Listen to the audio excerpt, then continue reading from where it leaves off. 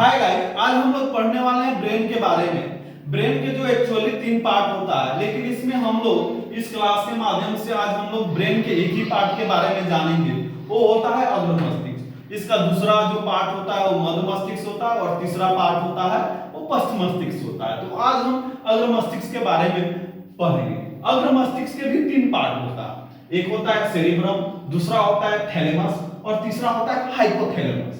जो आज हम सेरिब्रम के बारे में जानते हैं कि सेरिब्रम को दूसरा नाम प्रमस्तिष्क के भी नाम से हम लोग जानते हैं। सेरिब्रम को हम लोग क्या कहते हैं? प्रमस्तिष्क कहते हैं। ये जो पूरे ब्रेन का 2/3 हिस्सा सेरिब्रम होता है। पूरे हमारे ब्रेन है उसके 2/3 हिस्सा कितना होता है? कौन होता है? सेरिब्रम अकेले होता है, जो ब्रेन का सबसे बड़ा हिस्सा है। अब इसमें हम लोग हार्ड डिस्क रखते हैं। जैसे हार्ड डिस्क जो होता है कंप्यूटर में, जो हार्ड डिस्क होता है यानी जितने भी मेमोरीज पावर है उसमें एकत्रित होता है, ठीक उसी प्रकार से सेरिब्रम यदि हम लोग जो चीज भी याद रखते हैं वो कहाँ जाता है? सब हार्ड डिस्क यानी सेरिब्रम में जाता है।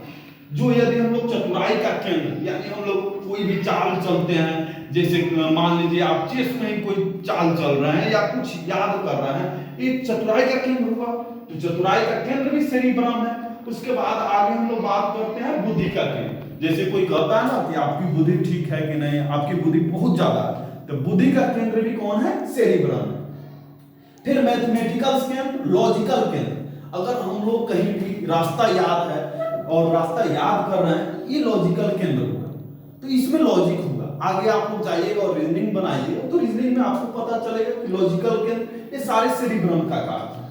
फिर सोचने और समझने की शक्ति, जो हम लोग सोच रहे हैं कि अच्छा मैं आईएएस होता तो क्या करता, अच्छा उस डिस्ट्रिक्ट में उतना विकास करता, ये तो सारा क्या चीज है? ये सेरिब्रम का हिस्सा है। इसमें चिंतन हो गया, फिर कहानी, पेंटिंग, ड्राइंग, ये सारे रचनात्मक कार्य है, ये सारे रचनात्मक कार्य सेरिब्रम में होता है। अब इसका हम अग्र मस्तिष्क का दूसरा भाग है उसे हम लोग थैलेमस कहते हैं। ये बाहरी चीजों को देखता है, जैसे कि बाहर से हमें तापमान और दर्द महसूस हो, उसे हम लोग क्या कहते हैं?